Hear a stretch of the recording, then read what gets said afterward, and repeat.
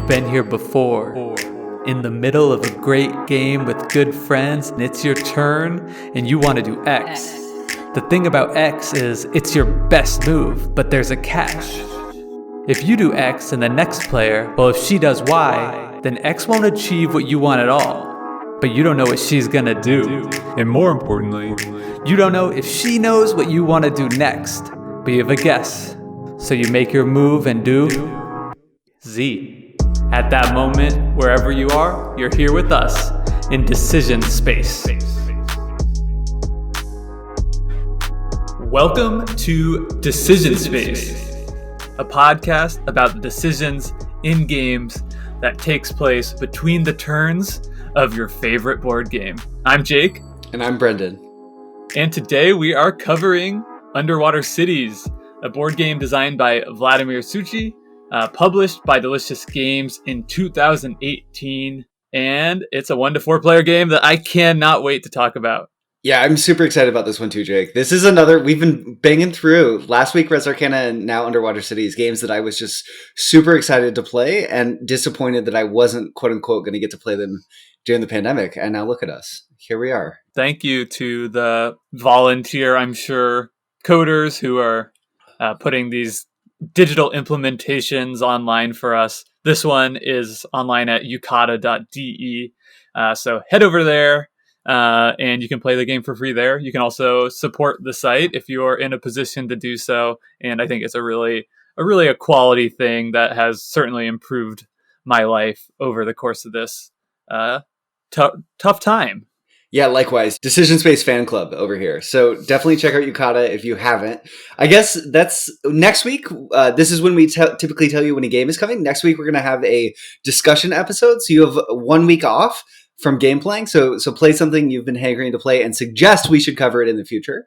And then do you want to hop into your synopsis first, Jake? Sure. Underwater Cities. It's a worker placement game, but like, dude, what if the workers were cards? Whoa!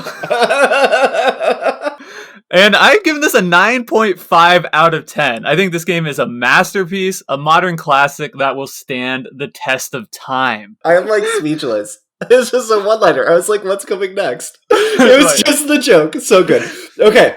Underwater Cities is a voyage to the promised land of big games built on bite-sized decisions. Watching your civilization unfold before you as you tinker, amend, and upgrade and expand is as rewarding as it is entrancing.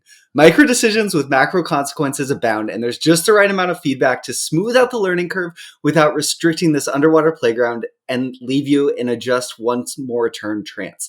A little more. Deep breath. The design shows great respect for its players, offering them meaningful independence while leaving room for them to truly experience failure if they charted a course too far astray. I'm already ready for my next foray into the life aquatic with Vladimir Suchy. 9 out of 10. Awesome. Yeah, this game's so great. I'm glad that you enjoy it as well, almost as much as I do. And I also love how you had to take a deep breath before going back underwater to finish that short essay. But that was really wonderful. It's a beautiful game. It deserves some meat. I think that it truly masterpiece is not. I don't think that's too far. I think Underwater Cities is a game people are going to be playing for a long time. Great. Well, let's give the folks here with us in the decision space a better idea of how to play Underwater Cities with your amazing rules overview.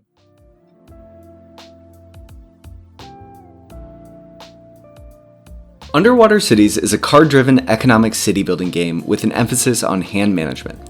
In their personal play spaces, players work to build networks of underwater cities connected by tunnels and support those cities with economic buildings, farms, desalination plants, and laboratories. These buildings produce different resources for the players during the game's production phase, which occurs at the end of the game's 3 eras, at which point their cities also consume 1 kelp, a requirement that if not met will force players to pay a steep penalty.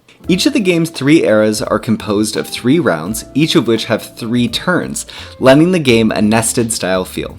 In each round, players take turns choosing the action from a shared open display of actions. Once a player has selected an action, it's blocked from all other players for the remainder of the round. These actions gain players resources, allow them to manipulate their board by adding or upgrading buildings, place or trigger cards in their personal tableau, or by allowing them to draw additional cards or affect the turn order of the following round. Importantly, the game's action spaces come in 3 colors, and to claim an action space, players will play a card from their hand. If the color of the card played matches the color of the chosen action slot, the player also gains a benefit from the card they played. If the city building mechanism in Underwater Cities is the mechanical heart of the game, then this worker placement card matching system is its mechanical soul. Players gain victory points in Underwater Cities by building certain buildings, which then produce victory points, connecting their cities via tunnels to nearby metropolises, or by expanding resources to buy special game end victory point granting cards that reward the player for certain resources or building conditions. The player with the most points at the end of Underwater Cities is declared the victor.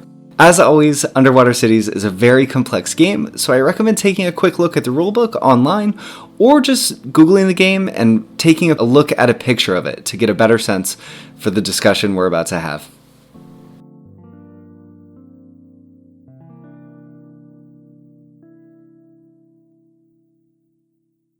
Hopefully, that gives you a little bit of a better idea of how to play Underwater Cities, or at least what's happening in this game. But Brendan, do you want to maybe touch on not just the rules, but kind of the thematic, what this game is about? Yeah, so when you hold this rulebook in your hand for Underwater City, there's a really loving explanation at the beginning of the game, and I'm going to read it to you. The next frontier. The Earth is overpopulated. The colonization of Mars is 4 decades away. 4 decades! Only one avenue is open for human expansion, the world under the sea. And I just love that Vladimir Suchy felt like he had to explain why this isn't a game about Mars colonization. And like, in the rulebook, I'm just addressing this up front, y'all. It's not about Mars, okay? It's just hilarious to me. It's so board game meta. So I felt remiss. We'd be remiss not sharing that with y'all. Yeah. That's so funny. And Terraforming Mars is a game that Underwater Cities is compared to a lot. I think it's a good comparison in some ways. You're doing some futuristic civilization building. It's run with a kind of card engine, and there's a tableau building element, but they're also very different games in other ways. So it's funny that Suchi is putting his foot down, saying, "No, we're going down under." Yeah, absolutely. It's interesting that he directly basically invites that comparison in some ways. And we mentioned that we might want to do a few other game comparisons at the outset, and I think this is going to catch you off guard as a comparison, and it's far heavier than this game. But the first time I played Underwater Cities, it activated similar parts of my brain as Catan, just in the like building of my map, and like building of my network in terms of infrastructure. So if you have someone who loves that aspect of Catan, I could see them, and if they're ready to buckle in and hop in the submarine and go for it, a much, much heavier game, I could see this actually working for someone who loves that game. Totally, yeah. Specifically with building the tunnels and connecting your cities together. I can see that apt comparison there. At first, I thought you were saying that the game you were going to bring up is much heavier, and I was no. I was like, I don't think I can follow you that far. But actually, I do think in that regard, it's a good comparison. Other games that are mentioned a lot for this, for something similar but lighter. I actually haven't played this game, but it's perhaps number 1 on my want to play list. But thought I'd bring it up because I've seen it compared so much online, is Everdell, which is another tableau building card game with a worker placement component. That, by all accounts, is just a totally lovely game. So if you like that, maybe Underwater Cities would be for you. So I haven't played Everdell, Jake. Really quickly, what's the like connection? Is it the worker placement style cards? No, so I think in Everdell, it's more of a traditional worker placement where you have pawns that you go out and take spaces. But a lot of the spaces mean you're collecting different cards, and you're kind of building a city of cards out in front of you, and there's synergies there. So I think it's just the worker placement elements, and with a heavy focus on cards and engine building. Gotcha. That makes a lot of sense. Did you have any other comparisons to make? No, I think those two cover it perfectly. Okay, so let's blast off and get right into the decisions in this game. Let's look around this decision space and see what we can find and explore. So first up, what I'm seeing over here is the multiple layers of decision making in underwater cities. Yeah, one thing that struck me about underwater cities, and it's just to be clear, this space that we're in is just huge. It's looking around, I'm shocked by how large it is. But luckily, Vladimir Suchi has done such a good job of. One thing I love about this game is the way in which the turn structure is so straightforward. You play a card from your hand into one of the worker placement slots that's available. They're constricting as rounds go on, and then you do the action and you resolve your card effect if it matches the color of the slot that you played into, and that's it. But the consequences of the choices that you make are just massive, potentially, as they sort of ripple out. And I think that it is such a perfect pairing between like the design of the game sort of constricting just enough while giving you lots of choices on any given turn. Don't get me wrong, there's a huge amount of combinations of things you could be doing, but it feels so manageable every time it comes around, and it's always exciting. Yeah, right, exactly. I think that is the genius of this action selection mechanism is it's so fun to play with. Like it's just fun to see what your cards are, which spaces you can and match up to get the full bonus, and just explore like what do I think is the best of these combinations. But it also does such a good job of focusing you to make that feel a little bit more manageable. Yeah, definitely. And the one thing that struck me about Underwater Cities, Jake, is that on your turn, you're either getting more stuff or you're building stuff that will get you more stuff in the future and more points. And I think that that actually makes the core loop of the game incredibly rewarding because the act of building your city is the act of getting points. And there's a bunch more stuff sort of stapled onto it. But it means that almost everything that you do in the game feels good because you either are getting rewarded for making decisions that you've already made or you're getting stuff to make decisions that will get you more stuff in the future. And it's just like you're being flooded with options basically. Yeah. So when you say core loop, like what do you mean by that specifically? Okay, so the core loop of I'm acquiring resources to build things on my board that are going to get me more resources and also victory points. So I think that there's a different version of Underwater Cities where the building of your city doesn't give you victory points at the same time as giving you resources. The way that production works here, it means that you're basically rewarded both ways. And there's just so many different paths that you can go down. But the act of building your city is the act of getting points in the game. And I think that makes it intrinsically rewarding. Totally. Yeah. And it's so tight the way the cost of building buildings, the output of buildings, and the way they give you points are all tied together in such a cohesive way. There is a lot of complexity there, but it makes it feel a little bit more manageable just because you can really easily sort of track that through line all the way. Like, okay, I pay one credit for this building that's going to give me one credit during production, and at the end of the game, it'll give me 1 point because it's attached to this city. Totally. And it makes you, I think, feel like you're not potentially making a wrong decision. I maybe jumped ahead a little bit there just because I was just so excited to talk about how rewarding that core loop of play is. And I think that sort of the game, in a way, forces you to make decisions that you don't always want to make because you have to make the best with the situation that you're in because of the shared nature of the worker placement slots in those three different colors, and wanting to match card color to slot as much as possible. So I guess really quickly as an example, the first time we played this game, Jake, I saw that you built 2 desalination plants really early on. There's a worker placement spot that lets you build 2 of them. So I sort of in a future game thought, oh, that seems like a really good thing to do on your first turn. And I was going first in the second turn. I locked them up, and then that takes that action away from you, which I think is really interesting in that my actions are affecting you, even though I'm not directly interacting with you almost in any way. But sometimes blocking can just be totally devastating in a work replacement game. And I think that it has the potential to be here too. But because there's so many different viable paths, I think when I block something from you, it's just inviting you to solve your problem in a different creative way. Right. I totally agree. And I think, a lot of times in worker placement games, that's where you see most like the interaction between players. And I think that is the case here as well. There's interaction in a few other ways. There's kind of shared end game scoring goals that can be claimed. So you could take one that somebody else wants. There's an extra module that you can choose to play with or not that kind of has some interim objectives. That's sort of a first to the post type deal where you can get like a few bonus points here or there. So there are a couple other ways, but I think, yeah, the majority of the interaction between players is in those worker placement spaces.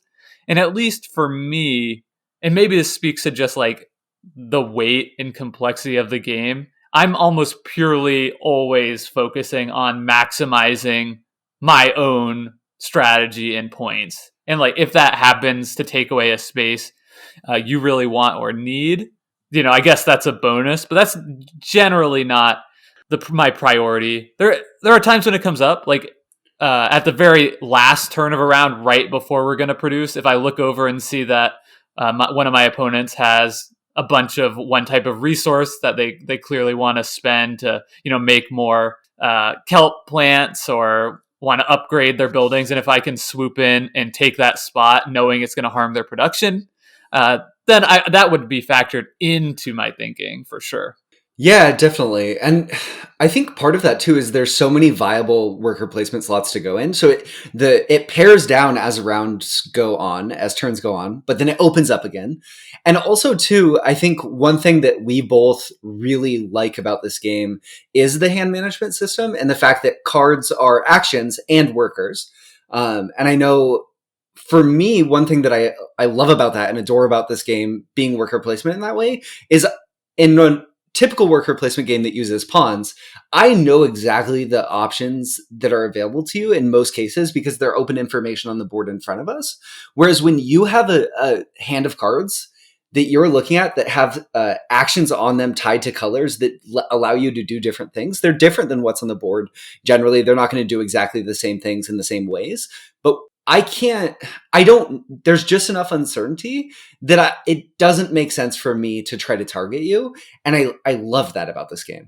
Yeah, absolutely. It's not only uncertainty when it comes to blocking. Like there could be a spot that I need to take that requires a resource that you don't have, but maybe you have a card in your hand that gives you that resource. So you could just play that card onto the spot, get the resource, and then spend it in one go. And I could not see that coming. And I think that's really important because, again, that reduces kind of the analysis paralysis that a lot of people will experience in this game. Yeah, it lets you focus on your own decisions. And there's so many to make just about your own space that having the permission from the design to not worry about other people's boards too much it's so nice. Yeah, I mean, I think this is the mechanism, like, it's not worker placement, it's card placement. And I think that is just absolutely brilliant. To me, it makes the worker placement mechanic, which is fun, just like so fresh and new. I was trying to do a little bit of research on if this is the first time something like this has been done. All game design is iterative based on things that come before it. So you don't want to say like, yes, this was just like a pure stroke of individual genius. But I don't think there are, that I could find, games that do worker placement in this way. And I just think it's so smart.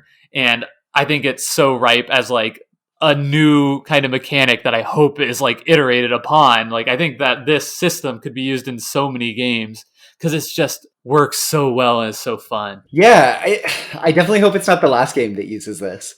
There's the fact that the way in which the workers, so there's the three colors of actions on the board, and the strongest cards are linked to the weakest worker placement spots, and the weakest worker placement spots are linked with the strongest card effects. And I think that pairing is really brilliant and brings the game to life. I think a weaker designer would have made like, oh, these are the powerful spots and the powerful cards, but it creates so much sort of texture. And we can talk about the decisions that arise from that sort of philosophy. But really quickly, before we do that, I watched a GDC talk by Susan McKinley Ross. She's the designer of Quirkle. And the talk is called Design Epiphanies from Quirkle and Other Games. And it's online, it's free. And I really recommend anyone interested in game design listen to that talk. And one thing she talks about is that one thing she thinks modern games could do better is having more room for bingos. And what she means by that are like moments in a game where everything lines up for the player perfectly. And it's this really exciting sort of moment of your stars aligning. I don't know if there's a better way to put it. And I think this game of Underwater Cities does that really well, because when you play a card that matches the color and the card effect does what you need to enable the worker placement slot, you get to pick the order that you resolve them. So let's say you like resolve your card, it sets you up for your slot, you resolve the slot, and then you build these sort of things. And that allows you to get a bunch of points in the end, or maybe set up for the next round perfectly. All of those things can come together on any given turn of the game, and it feels so good. And I think Underwater Cities is a game that has bingos, and it's great. Yeah, I think that's a really excellent point, and yeah, I couldn't agree more. But I think too, in order to have that, there has to be like the opportunity for things to not come together, and Underwater Cities does that well too, because because the action slots, right, always take effect, but you only get the effect on the card if you line up. And there was a lot of opportunity in this game for you simply to desperately need to take a yellow space, one of the most powerful actions, but you don't have a yellow card in your hand. And that decision feels so bad if you're like, I have to like forego an entire half of my turn. I think the card effects are roughly equivalent in power to the action effects. And, or, you know, in some cases, they're more powerful if you're taking one of the weaker actions, as you already alluded to. So to like skip out on half your turn to take an action you need to take feels awful. Totally. And no, it's such a good point that to have bingos, you have to leave room for failure. And I've had some dumpster fire of turns. It's great. It feels good to feel bad sometimes. It also sets up like one thing that I think is really fascinating in this game, which is that not only are there the resources that you need to build actual components onto your board to score points, there's almost like a separate little economy with cards, because a lot of the actions and cards in the game give you the ability to draw more cards. And I think that is super fascinating, like when you want to take those actions, because you're foregoing getting something that's actually going to score you points in a concrete way. Cards are never going to give you points at the end of the game just for having cards. And in fact, you always have to discard down to 3 cards at the start of your turn anyway. But having more access to cards absolutely like smooths out your game and gives you the ability to have more bingos, as you put it. So that is just one of my absolute favorite aspects in the game, is that tension between advancing your actual end game and then smoothing out the turbulence that might come your way. Yeah, I have 2 thoughts in response to that. One, I love that there's a spot on the board that is actually independent of the 3 colors that we've talked about. That's just the always on spot, and it lets you, as Jake said, draw 2 extra cards and then gain 2 credits. And that's actually costed such that early on in the game, it's not unreasonable to go to that spot. Correct me if I'm wrong. There are times when it's good to go there, for sure. But you want to be taking double actions, I think, as much as possible in this game. Totally. But there's definitely times where you need the credits. And if you don't have another way to get it, it's not like you feel like you've failed being there. At least I haven't. You're significantly better at the game than me. But like, because of the fact that another thing we haven't touched on yet in the discussion, at least, is the fact that there's also, at the same time as this card worker placement game, this economic building game going on the board in front of you. The card worker placement is happening off to the left. You're also playing a tableau building game in front of you, where you're collecting cards that are setting up actions that have sort of always on effects potentially, or actions that tie to different worker placement spots. So you have this really interesting sense of progression where early on you can kind of define the strategy that you're going to go for based on sort of the external rewards of the cards that you see out there. Your metropolises, we'll get to those later, but those are like the external sort of victory conditions. Definitely. Yeah, and it's really fun because you really start resource poor in this game, to contrast with Res Arcana, which we talked about last week. If you haven't yet, I'd recommend checking out that episode for kind of our discussion on the inverse of this, where you start out resource rich. But here in Underwater Cities, you start out so poor that in that first round, you are scraping spy to, be able to do anything, right? You're just trying to like build as much as humanly possible. But by the end of the game, if you're successful in building up a strong engine, like the opposite is true. Where you're just like, how can I spend all of these resources? Like take my money. Like, how can I, most efficiently like spend all this stuff and turn it into points? So you really get that sense of progression, which is such a fun thing to experience in games. Yeah. It's so good at taking you from feeling small and like completely powerless to having so much in the scope of 2 hours. And I don't know that I've ever experienced a better civ building game in a 2-hour window. It triggers every spot of my brain that like a game of Sid Meier's Civilization, the computer game, does, but in a tiny little space. And I think it's so commendable for that. I would say 2 hours strikes me as short. 2 hours probably for two people, but it's probably the kind of game that's almost like an hour or 45 minutes per person. Yeah. I think if you're playing a 4-player game of this, if you get that done in 3 hours, you're moving at a good clip. This is a long game. A quick detour question for you. Yeah. Is this a game you want to play at more than 2 players? That's an interesting question. I think so. One thing that's fun with more players is the number of action spots opens up.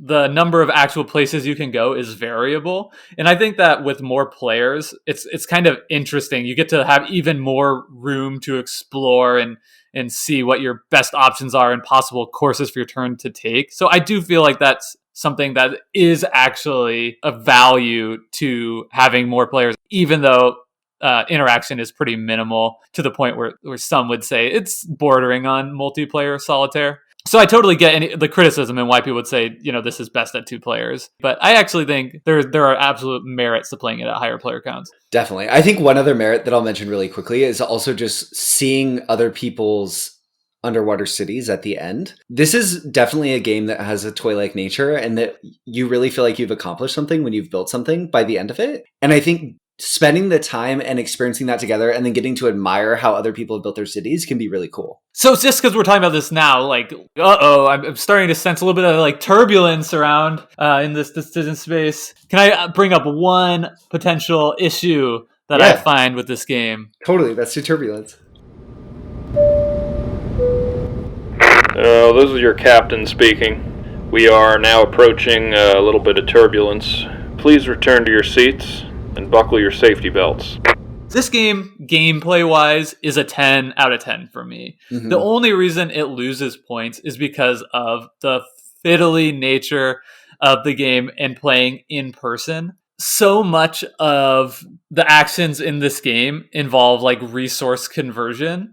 So it wouldn't be a stretch to say that your turn will be going to an action that gives you 3 different resources, and then using a card that allows you to play 2 buildings that cost 2 different, 2 resources, but you have a passive effect that allows you to get a 1 credit discount for playing that action, for playing that ability. And just like tracking all this, there is a lot of opportunity when you're playing live for resource totals to get a little bit fuzzy, especially because it's such a heads down game that it kind of feels like it's possible for just small things to get missed here and there. And the same is true on production, where towards the end of the game, you might be producing 30 different individual components. So, it's just possible for things to get messed up. And my experience playing this game live, which has been limited, was that people have been like skeptical of each other. And I think that is just an unfortunate, reality of a game that scales kind of to this magnitude. It's great playing online because the game handles all that for you. And I just think that's like weird and kind of worth pointing out that like in some ways, I think this game might be even better online than in person. Yeah, I think there's video game designers who do paper prototypes for their video game. And I think if you put underwater cities down in front of someone and said, this is a paper prototype for a video game, you would not second guess it, just because the tracking burden that it places on the player is so high. I think that's a really fair nitpick, Jake. And having only played this game on Yucata, I don't have any of the sort of perspective of being disappointed that there's so much fiddly stuff or even just so much tracking to do. And I think that if there was an app, I'd be all over that too, just because I love the fact that I don't have to worry about it. It's also a fiddly game. There's a lot of pieces and components, and like setting this game up, I think would be cumbersome also. Yeah, suffice it to say, there's just a lot of like administrative overhead to this game that slightly detracts. Like the mechanisms are so elegant and wonderful to explore, but there's a lot to track there. While we're in turbulence, as we've hit this rough patch, I'm going to mention my one point of turbulence too. And it's something that we haven't gotten into, but we'll swing back to, and I think it will make sense. And that's that the game comes with a fair amount of modules that you can plug in, which I think is cool. There's advanced player boards, and then there's these things called government contracts, which are yet another reward or goal mechanism in the game. There's a lot in this game already. And these are shared rewards that are achievable by only one player. So sometimes games will have shared rewards where it doesn't matter who gets there first, or maybe whoever achieves a shared goal gets a benefit for that shared goal. In Underwater Cities, it's an all or nothing shared goal. So if you're playing a 2-player game with your co-host and they see and chart a path to 3 out of the 4, and maybe 4 out of 4, we'll see, shared government contract goal cards, and you miss out on them completely, it can it can become the game. I think it puts so much of itself onto the other mechanisms that are already working so well that for me, they don't necessarily need to be there, those government contract cards specifically. Though I will say, I could see if this was a game that I played 25 times, which is a game that I might want to play 25 times. I probably do want to play 25 times, wanting those to mix things up. But I think that in so many ways, Jake and I, or I guess I shouldn't speak for both of us, so and maybe in this one respect I can, we admire the design so much, and it doesn't show a lot of restraint, and this is one way in which I kind of wish it did. Yeah, I totally agree. Like I have no problem with extra modules being included in games, especially if it's not at a crazy extra cost to consumer. I think, it reads as more variability, and that's what it is. But at the same time, I wish more games had sort of in their box, like, yeah, we're giving you this stuff, but this is the definitive experience. Like, this is what I, the designer and creator of the experience, recommend to you as the best way to play this game. Because similarly with the advanced contracts, there's advanced player boards that change the game in interesting, but I don't know if better ways. It just kind of makes more restrictions on how you build. And yeah, so again, I kind of don't have a preference on playing with any of these components or without, but it'd be nice if I'd be interested to know what the designer thinks is how does he play it when he gets together with his friends.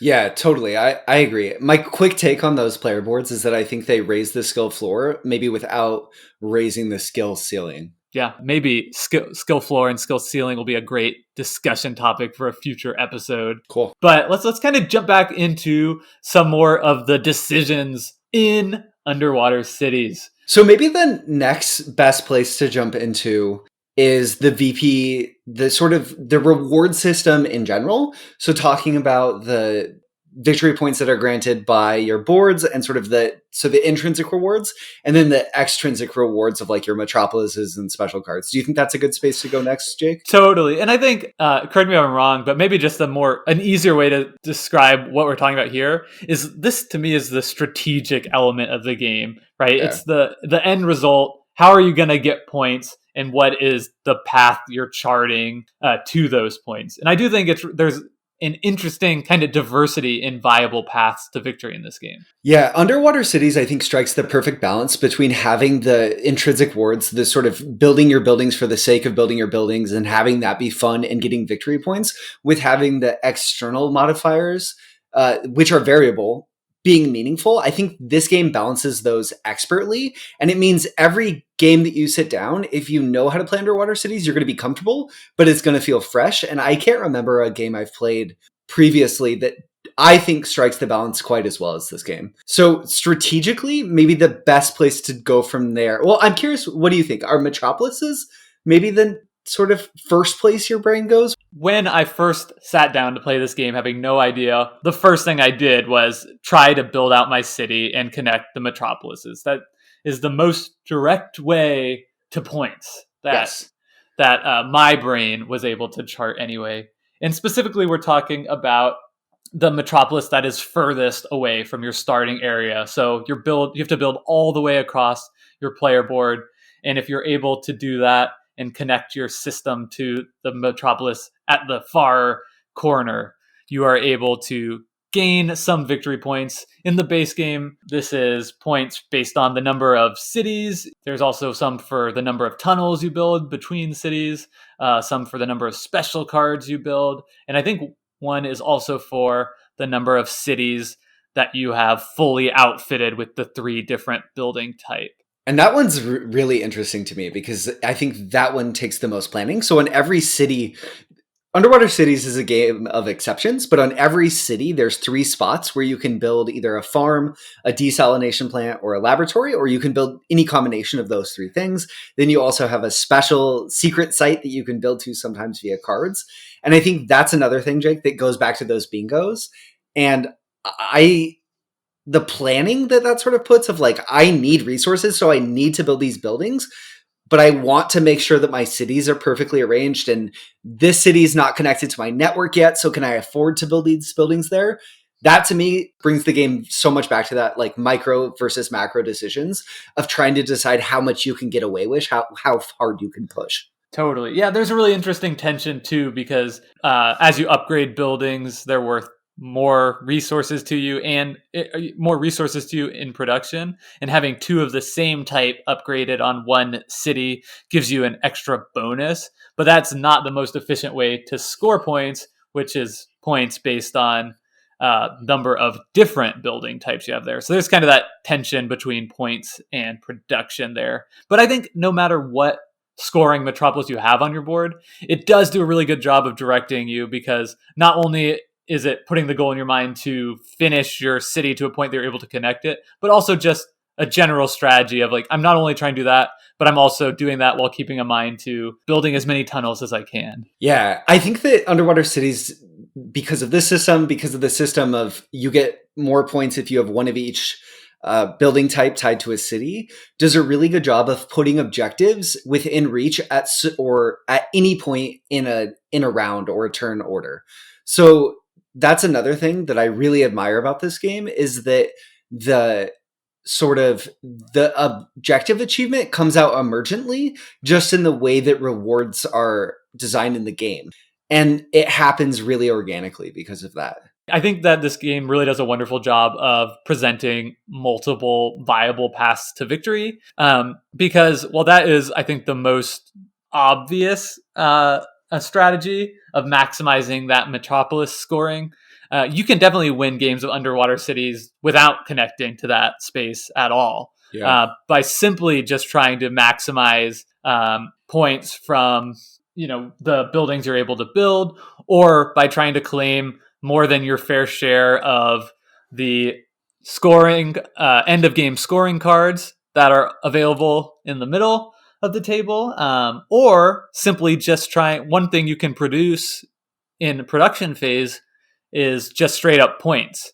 And there's a way to play this game called the Kelp strategy, where you're just trying to build Kelp and maximize your point production, and that can be an effective strategy as well. The let them eat kelp strategy. Yeah. Yeah. I did want to say, because I've heard this spread around, that this kelp strategy is overpowered. So I did a little bit of research into it. Based on what I can tell, the community around this game has come to a near consensus that this strategy is not overpowered with advanced play, and in fact might not even be that good. However, it does seem that people have had the experience of, in their initial plays, having a hard time combating this strategy. So in fairness to criticism levied at Res Arcana around perceived balance, I think perhaps fair is fair. There could be some criticism here if a lot of people first playing this game are seeing this strategy as overpowered. Then that could be a negative play experience, and that's totally fair. Yeah. Yeah, I haven't experienced that in the game either. I'm trying it in a game I'm playing currently. And I actually think that this sort of, we've talked a lot about how there's so many different truly viable paths to victory, which leads to lots of potential decisions, and that's good.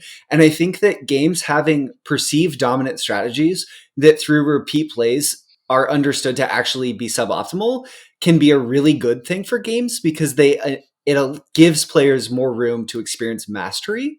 So who knows if this was intentional or not, that this is in the game. I usually think that designers do intentionally design things like this.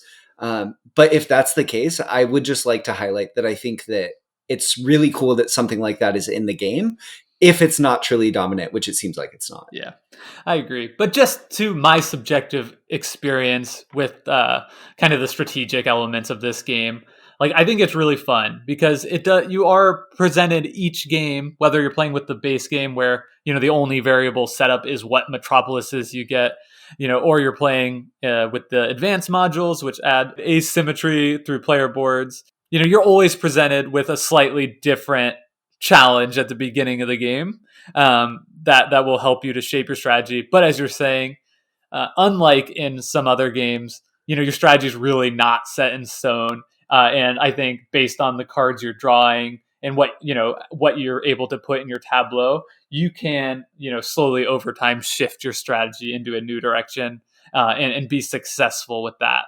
Definitely. Yeah, I love that Underwater Cities is a game that asks you to make a plan, rewards you for making a plan, but invites you to change it if you want. I think on this point though, Jake, one thing I've been dying to ask you all week, can you talk us through your take on the decision space of the special cards, the end game victory scoring cards that are in the base game that you can claim by paying credits and taking a special action on your turn in one of the green action slots? Yeah, so where you claim them actually depend, interestingly to Oh, it's me red. anyway, it Yeah. depends based on the number of players you're playing with. I could Interesting. be wrong, but I think at 4 players it's a yellow action. Uh, Really? Okay. and yeah, so like I said, there's these, or like you said, there's end game scoring that are cards that can be claimed. And then in order to get points with them, it's not enough to simply claim them, but you actually have to spend time to take another action to play it into your tableau. And doing that costs money. While you could take one on your first turn, in the early parts of the game, you just don't have enough money for that to feel really viable, because I think it costs 3 money to play one of these into your tableau and you start with 3 money total. So that would be all your money, and then you're not able to get any kind of money engine going. Though I'm sure there are edge cases where that could be a viable strategy. I haven't personally explored that. So there's this interesting ramp up where nobody really wants to take them early in the game because of that cost, and you could, and then simply just leave it in your hand until you have your money engine going. But then, of course, there's the cost with that as well, which is not only foregoing opportunity to expand, build your engine early, it's taking up a card slot, giving you less options for cards to play, as you'd always be discarding something else. But it is interesting that that is an option available to the players. So as you play the game, it seems that in the second round, towards the end of the second round is when I see most people beginning to grab one of these. And I think that makes a lot of sense because especially if you grab it with one of your later actions in the second round, and then you're typically producing just like a ton of money in the third round, that's sort of the best time to play the cards. Where money it has the least drawback to you for spending it, and in fact you want to be spending it.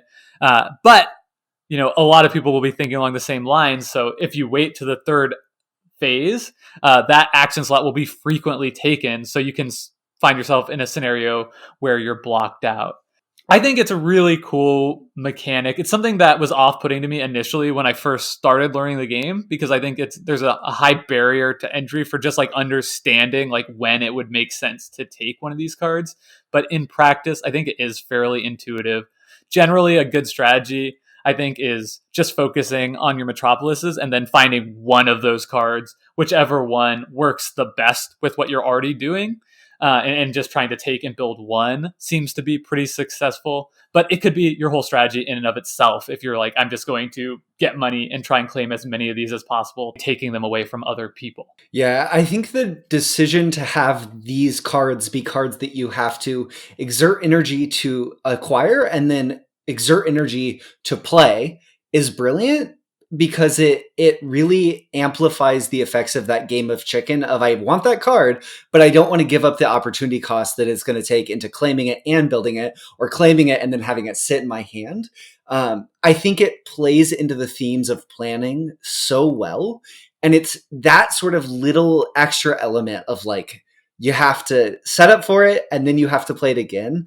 And making the innate cost be those credits, yes, but also the doubled opportunity cost is so smart. And it keeps the game, that's such a big game and has so many potential, there were so many potential edge cases, I think, of like if a player pushes too far in one direction. And somehow the design of Underwater Cities, including these cards, because of the costing, it doesn't ever feel like it goes off the rails in a way that it feels like it broke. It just goes off the rails in ways where it feels like someone made lots of really smart choices or decisions. And that's so great.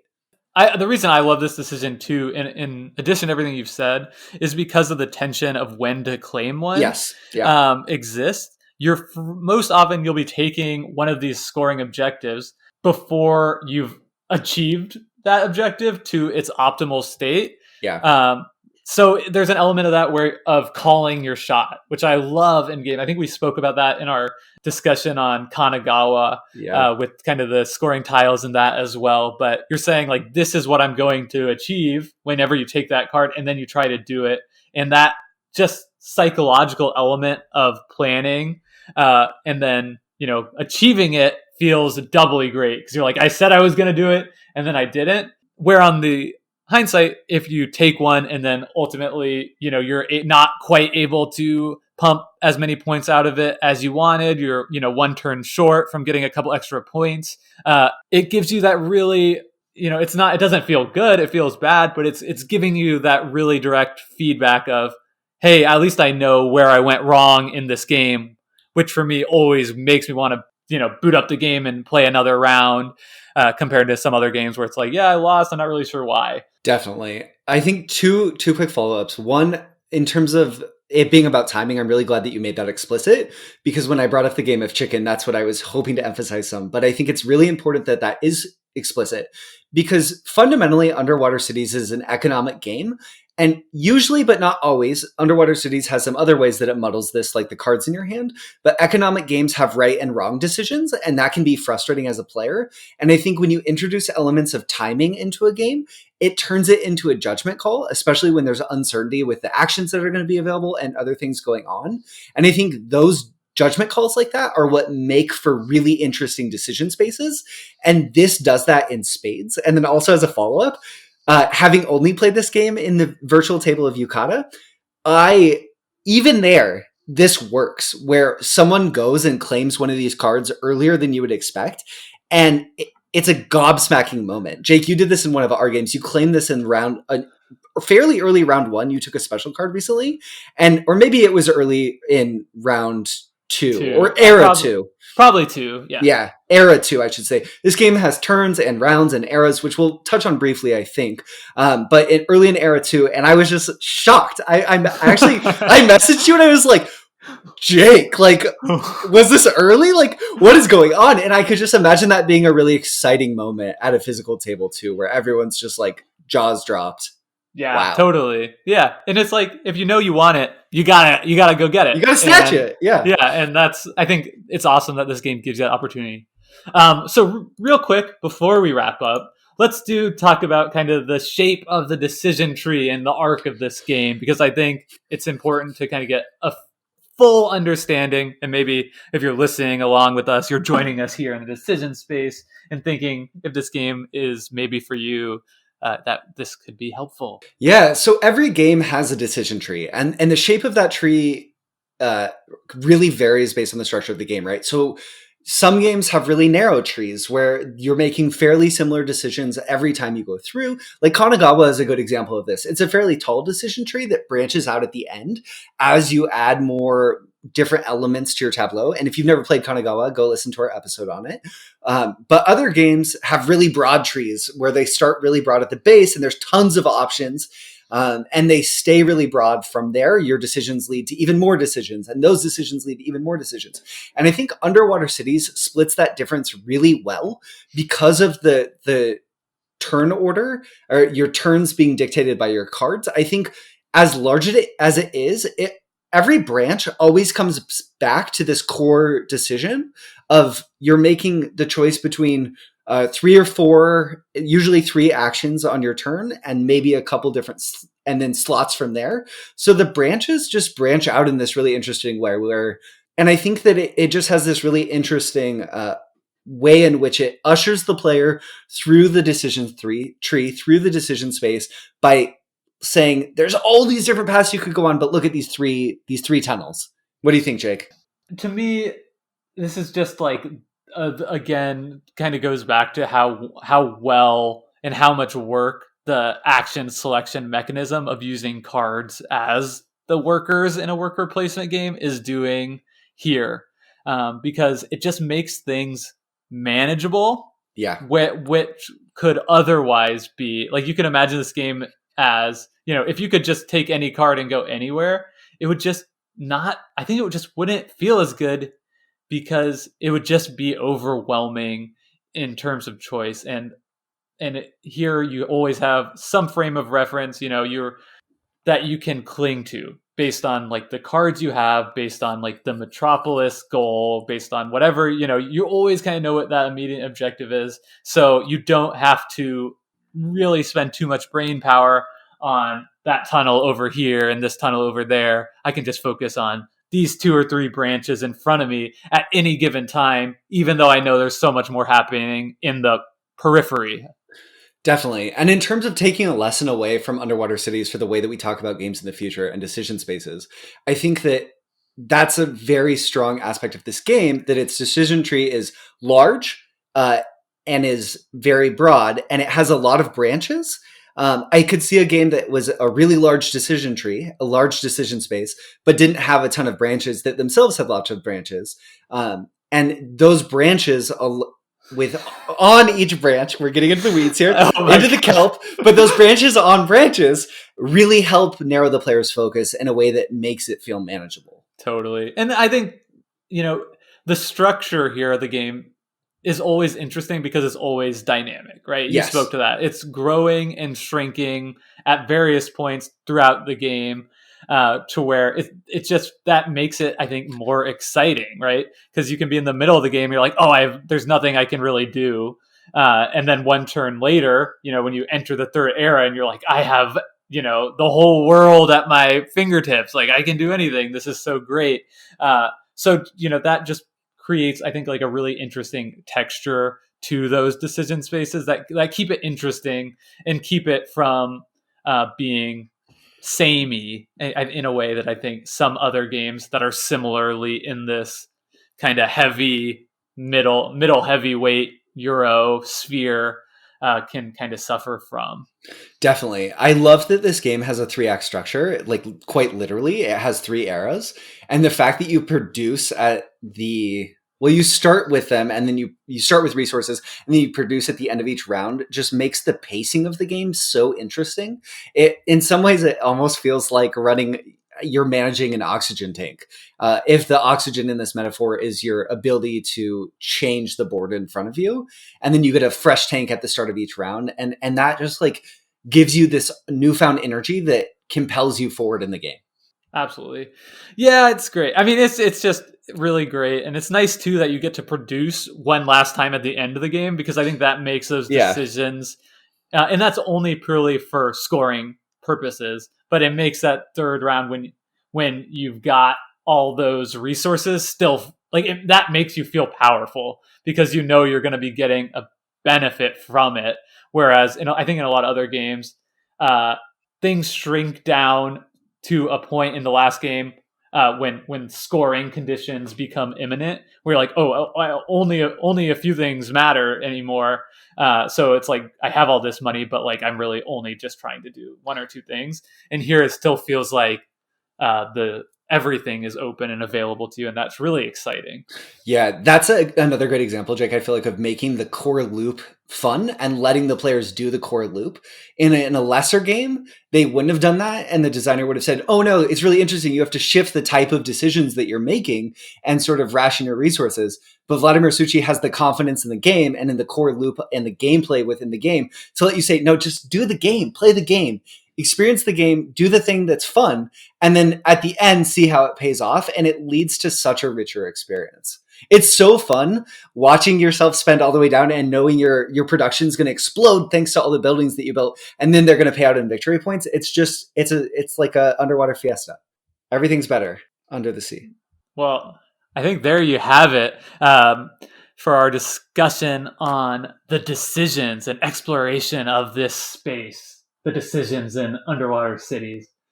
Do you have any final thoughts to leave the folks listening at home? And thank you so much for listening. Yeah, seriously, thank you so much for listening. I guess the final thing to say is, have you played Underwater Cities? Is there something about the game that you think we missed, a decision that you love? Let us know about it. Talk to us on social media, on Twitter. You can find us either at Decision Spa, you know how to spell decision, and then it's SPA.